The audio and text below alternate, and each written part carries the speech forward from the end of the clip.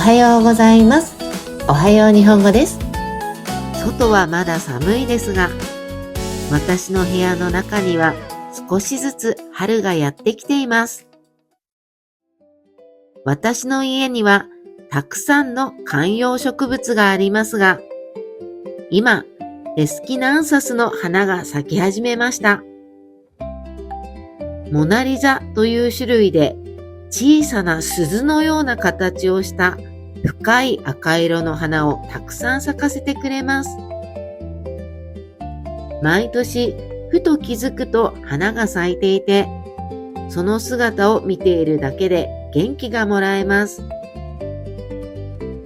忙しい毎日ですが、綺麗な花を眺める時間は心がとても穏やかになりますね。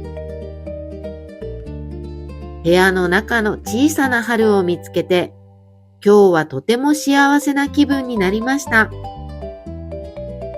植物を育てる時間は私にとって大切なリラックスタイムです。それでは今日はここまで。また明日。バイバーイ。